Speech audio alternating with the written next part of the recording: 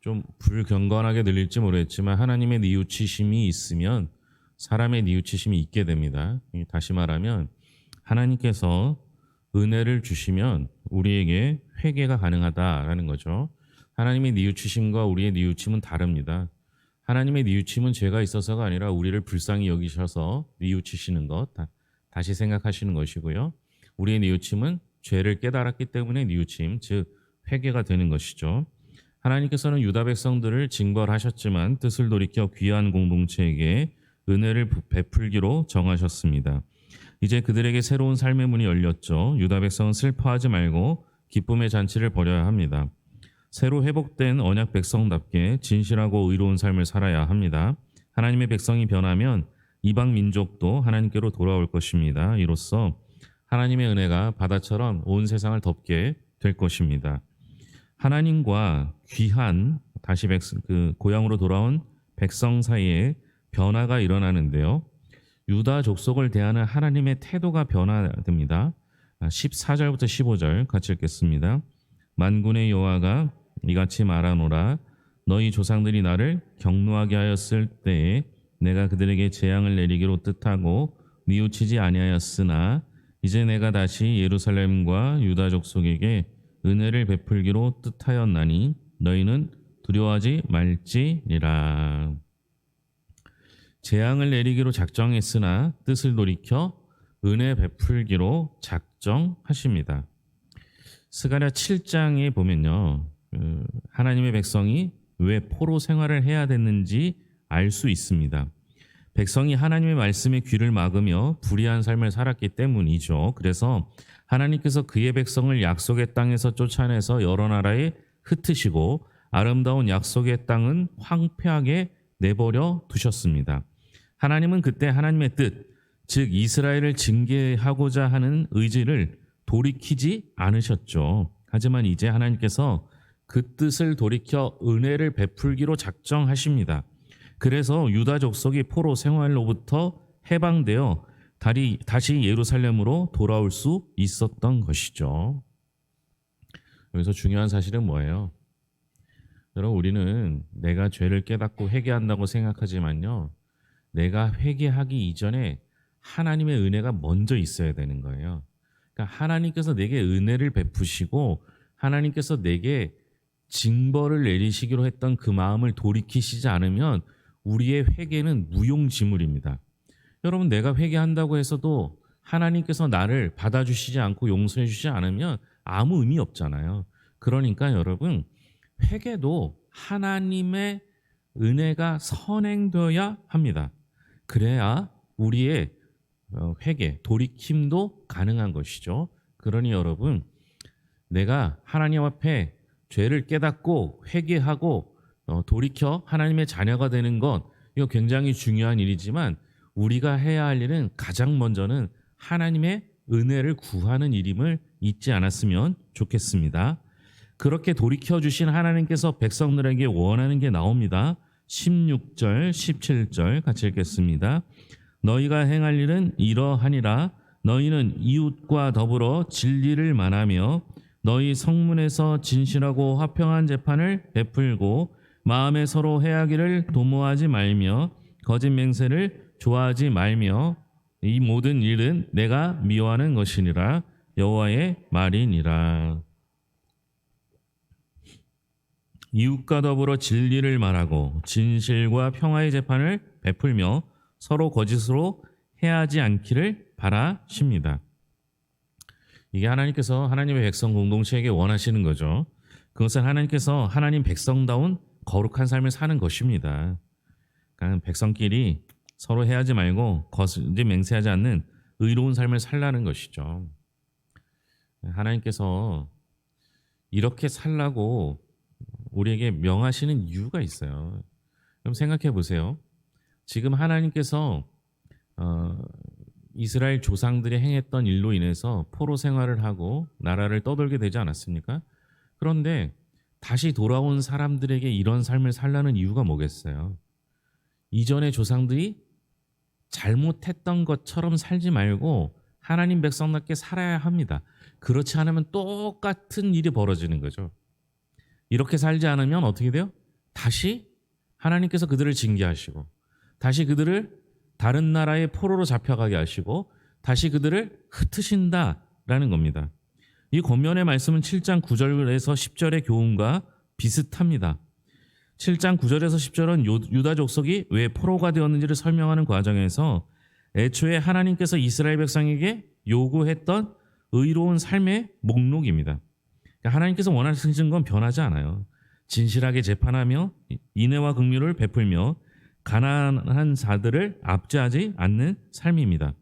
하지만 유다 족속들은 이 하나님의 말씀을 무시하고 불의한 삶을 살다가 결국 약속의 땅에서 추방되어 포로가 되고 맙니다. 그러므로 하나님께서 유다 족속을 포로로부터 해방하여 예루살렘으로 돌이키신 후에 그들에게 다시 거룩한 삶을 살라는 건 너무나 당연한 일이고, 그렇게 살 때만 이스라엘 족속들이 그 땅에서 하나님의 은혜를 누리고 살 수 있는 것이죠.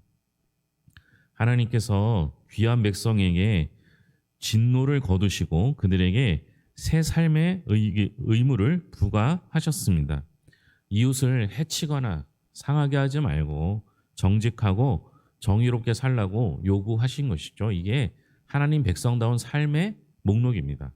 그러면 오늘날 우리가 하나님의 백성이라면 어떻게 살아야겠습니까? 이웃을 잘 돌보고 정직하고 진실하게 살아야 할 것입니다. 하나님의 은혜가 이스라엘 백성을 넘어 이방인까지 확대되는 모습이 나오는데요. 귀한 공동체에게 만연했던 슬픔의 금식이 먼저 무엇으로 바뀌는지 18절 19절입니다. 18절 19절 같이 읽겠습니다.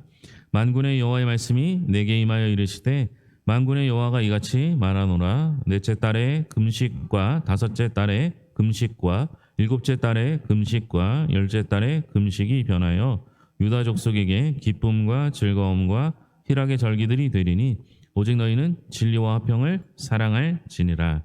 슬픔의 금식이 기쁨과 즐거움과 희락의 절기로 바뀌는 겁니다.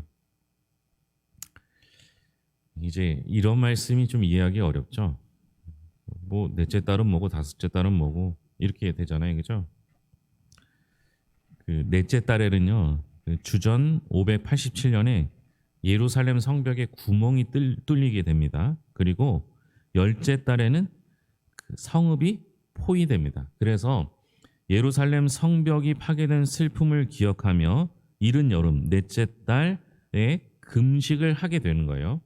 그리고 솔로몬이 성전이 불탄 것을 기억하며 여름 중간에 금식했는데 이게 다섯째 달이고요.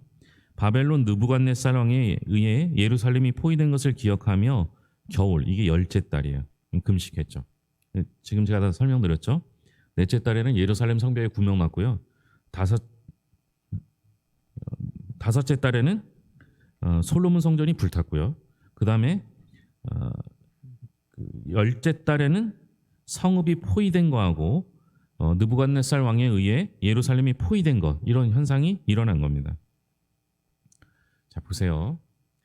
여기서 쓰여 있는 이 모든 건 자기들이 이스라엘이 침공을 당하고 성벽과 성전이 파괴되고 포위된 것, 이것을 슬퍼하면서 기억하며 금식하는 거예요. 그러니까 1년에 4번은 이것을 기억하며 금식한 거예요. 제가 왜 이 이야기를 할까요? 여러분, 기억하고 금식하는데 바뀌는 게 아무것도 없었어요. 보세요. 이스라엘 백성들이 자기네들이 수치를 당한 그때를 기억하고 금식했잖아요. 여러분, 우리는 금식을 그냥 굶는 거라고 생각하지만 성경에서 말하는 금식은 기도가 동반되거든요. 이들이 기억하고 금식하고 기도했음에도 불구하고 그들의 삶이 바뀌지 않았어요. 그걸 무슨 증거예요? 무슨 증거로 알 수 있어요? 하나님께서 그들에게 이렇게 살라고 말씀하셨잖아요. 여태껏 못 살았으니까 이제 하나님 백성다운 삶을 살라는 거예요. 그 말을 하기 이전에는 계속 금식을 하고 있었다니까요. 금식을 그렇게 많이 하고 어떻게 보면 1년 내내 슬픔 속에서 기억하고 금식하고 그들이 그것을 어떤 행사로 즐기긴 했지만, 지키긴 했지만 그들은 바뀐 게 아무것도 없다는 거예요. 근데 이제 어떻게 해요? 하나님께서 그들을 향해 스스로 뉘우치시사 불쌍히 여기사 하나님의 백성으로 삼으시려고 은혜를 베푸셨기 때문에 이제 그 금식의 기억의 시간을 자신들이 당한 수치를 기억하는 것이 아니라 그 어려움에도 불구하고 하나님께서 하나님의 자녀로 받아주신 것을 기억하며 감사하며 기뻐하는 삶으로 바뀌어야 한다라는 거예요. 그래서 금식이 중요한 게 아니라 하나님께서 내게 베푸신 은혜를 기억하는 것이 훨씬 더 중요하다는 거예요. 여러분 자꾸만 어떤 형식적인 거에 얽매이지 말고요. 그 모든 것 위에 뛰어나신 하나님의 은혜를 기억하시면 돼요. 그러면 슬픔이 기쁨으로, 예, 금식의 절기가 환희의 절기로 바뀌게 되는 거죠. 여러분 슬픈 날을 기억하는 것에서 머물지 마세요. 그날 그 슬픔이 있음에도 불구하고 지금까지 지켜주신 하나님의 은혜를 기억하고 그 하나님께서 다시 하나님의 백성으로 받아주시기 위해서 하나님의 거룩한 백성이 되기를 요구하시는 그 말씀을 듣고 하나님의 은혜를 기억할 때 우리의 슬픔은 기쁨으로 바뀌게 될 줄로 믿습니다. 이스라엘을 둘러싼 주변 나라 백성에게도 변화가 있습니다. 어떤 변화인지 20절부터 22절까지입니다. 20절부터 22절. 만군의 여호와가 이와 같이 말하노라. 다시 여러 백성과 많은 성읍의 주민이 올 것이라. 이 성읍 주민이 저 성읍에 가서 이르기를 우리가 속히 가서 만군의 여호와를 찾고 여호와께 은혜를 구하자 하면 나도 가겠노라 하겠으며 많은 백성과 강대한 나라들이 예루살렘으로 와서 만군의 여호와를 찾고 여호와께 은혜를 구하리라. 여기서 그 많은 성읍, 많은 백성, 많은 나라 이렇게 표현되는 것들은 이스라엘 백성뿐만 아니라 다른 나라, 주변 나라 백성이 다시 만군의 여호와께 돌아와 은혜를 구하게 된다라는 겁니다. 이스라엘 백성들이 바벨론 포로로부터 해방되어 예루살렘으로 다시 돌아오는 것은요, 뭐하고 비슷하냐면요, 출애굽과 비슷해요. 출애굽 때 이스라엘 백성들이 애굽에서 해방되어 가나안 땅으로 돌아오는 것과 비슷한데요. 우리가 잘 인지하지 못하는 게 뭐냐면요, 이스라엘 백성이 애굽에서 출애굽할 때요, 이스라엘 백성만 나왔을까요? 거기에 다른 이방 민족과 같이 나왔을까요? 네?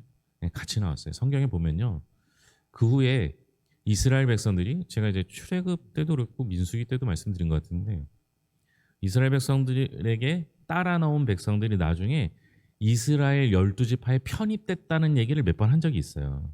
그러니까 출애굽할 때 이스라엘 백성들을 따라 나온 사람들이 있어요. 그때 왜 따라 나왔겠어요?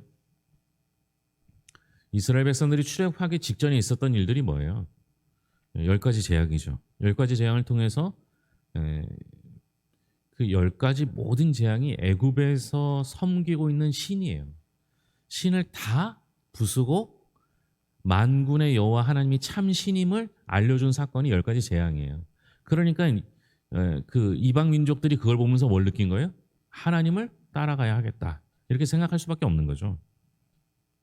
그래서 이 사건을 통해서, 출애굽을 통해서 수많은 잡족이 출애굽의 행렬에 동참하게 되고 나중에는 그들이 이스라엘 지파에 편입되게 됩니다.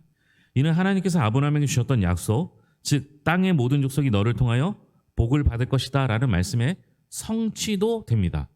거기다가 더 나아가면 뭐예요? 바벨론 포로의 해방은 제2의 출애굽 사건이 될 수 있고, 하나님은 유다 백성의 회복에 그치지 않고 온 열방을 구원할 계획을 가지고 계신다라는 겁니다. 그러면 이방 백성이 유다 사람들을 붙잡고 간청하는 내용이 나오는데요, 23절입니다. 23절 같이 읽겠습니다. 만군의 여호와가 이와 같이 말하노라. 그날에는 말이 다른 이방 백성 10명이 유다 사람 하나의 옷자락을 잡을 것이라. 곧 잡고 말하기를 하나님이 너와 함께 하심을 들었나니 우리가 너희와 함께 가려 하노라 하리나 하시니라. 하나님이 너희와 함께 하는 걸 우리가 봤으니까 우리도 너희와 함께 가겠다, 이런 말을 하죠. 백성 10명은요 10명이 한 명을 붙잡았다니까 막 수많은 사람이 딸려 나왔다기보다는 여기서 10명은 완전수를 뜻한다라고 보시면 돼요. 즉 모든 이방 나라 백성이 유다 백성들을 붙들고 간청한다라는 겁니다. 왜 간청했다는 거예요? 이스라엘 백성들에게 하나님이 함께 하신다는 사실을 봤다는 거예요. 근데 여러분, 제가 좀 전에 출애굽할 때 이방 민족이 이스라엘 백성들과 함께 나왔다 그랬잖아요. 그때하고 지금 이 바벨론 포로에서 돌아올 때하고 한번 비교해 볼까요? 어느 게 더 따라 나오기 쉬울 것 같아요? 예? 여러분, 그 10가지 재앙은요, 어마어마한 재앙이었거든요. 그 놀라운 일들이 이루어지는 걸 본 출애굽 때 백성들이 훨씬 따라오기 좋을 거예요. 그런데 바벨론 포로는요, 바벨론이라는 거대한 제국이 무너지고 이스라엘 백성들이 포로에서 이제 돌아오게 되는 것도 사실은 쉬운 일은 아니었지만 뭐 어마어마한 뭐 큰 뭐 자연재해나 일어나고 뭐 이런 게 아니거든요. 그럼에도 불구하고 그들이 본 게 뭐예요? 하나님이 이스라엘과 함께 하신다는 사실을 봤다는 거예요.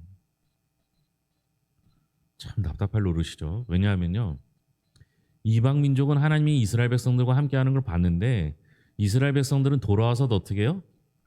예? 하나님 없이 살아요. 여러분, 이거 오늘날 우리로 보면요, 교회 다니는 사람들은 하나님이 함께 하시는 줄 모른 채 살아가는데요, 교회 안 다니는 사람들이 교회 다니는 사람 보면서 저 교회 다니는 사람들 하나님이 함께 하시는구나 이렇게 생각하는 것과 똑같아요.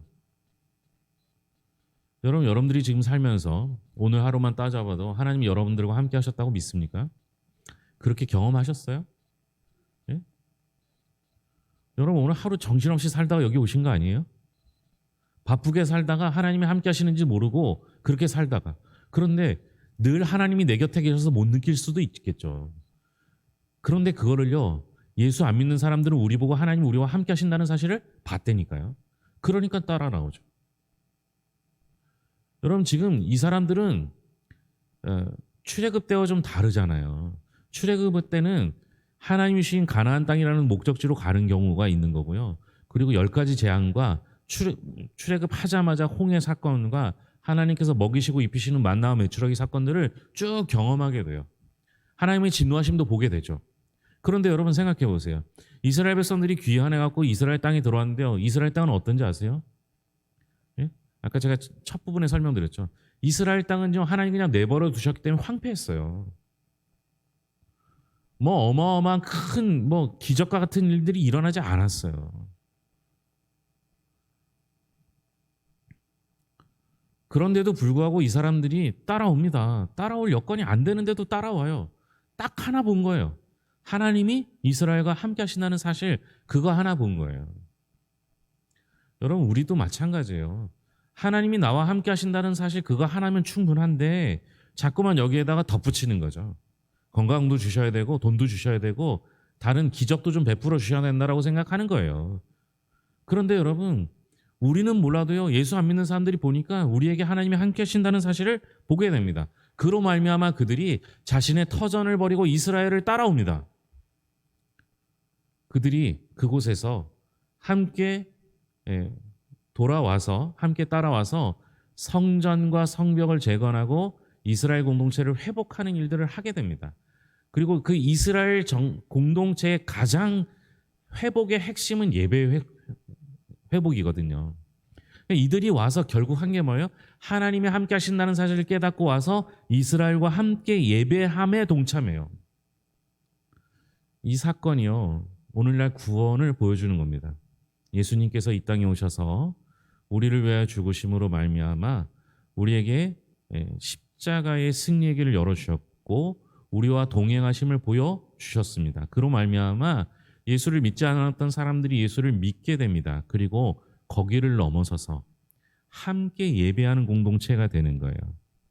이 모든 것은 예수님께서 모든 민족을 구원하시겠다라는 계획이 표현되는 사건이라는 것입니다. 하나님의 은혜가 임하면요, 금식이 기쁨으로 바뀌게 됩니다. 예수 그리스도께서 죄와 사망의 권세를 깨뜨리시고 이 땅의 진정한 희락과 생명의 나라를 선물하셨습니다. 그러니 이제 금식의 때가 아니고 기쁨의 때입니다. 이방 민족이 유다 백성들을 통해서 하나님의 능력을 보고 하나님의 위대하심을 찬양하면서 하나님께 나아옵니다. 교회는 세상에 하나님의 사랑을 전달하는 은혜의 통로가 되어야 합니다. 그 일을 위해서 우리를 부르셨고요. 우리가 그 부르심에 합당하게 살 때 세상이 우리를 통하여 하나님 나라를 보게 될 줄로 믿습니다. 기도하겠습니다. 하나님 아버지 감사합니다. 우리와 함께 하신 하나님께서 이스라엘이 포로된 상황 속에서도 함께 하셨고 돌아올 때도 함께 하셨으며 우리를 불쌍히 여기사 하나님께서 뉘우치시고 은혜를 베풀어 주셨기 때문에 우리가 하나님께로 돌아올 수 있었습니다. 회개의 은혜도 내가 한 것이 아니라 하나님이 먼저 우리를 사랑해 주셨기 때문에 가능한 것입니다. 그 사랑을 깨닫는 삶이 될 수 있도록 인도하여 주시옵소서. 하나님 아버지, 오늘날 교회가 세상의 빛과 소금이 되기를 소망합니다. 안타깝게도 지금 교회가 성직자들이, 직분자들이 세상의 손가락질 당하는 상황입니다. 이 상황을 역전시켜 주사 교회가 세상의 정직과 공의를 외치게 하시고 세상보다 뛰어난 도덕과 윤리를 보일 수 있도록 도와주시옵소서. 혹 세상의 손가락질 당하면 먼저 하나님 앞에 회개와 뉘우침의 기도를 통하여 우리를 스스로 자정하는 능력을 갖게 하여 주시옵소서. 무엇보다 예수 안 믿는 사람들은, 교회 안 다니는 사람들은 성경을 보지 못합니다. 우리를 통하여 하나님 말씀을 보고 듣게 하기 위하여 우리를 축복의 통로로 사용하여 주시옵소서. 오늘도 주님의 전에 나와 기도하는 영혼들 붙잡아 주시옵고 우리에게 필요한 것들을 공급하여 주시되 무엇보다 성령의 충만함을 허락하여 주시옵소서. 여러 가지 사정 가운데 놓여 있는 이들을 주께서 은혜 내려 주실 것을 믿으며 모든 것을 예수님의 이름으로 기도합니다. 아멘.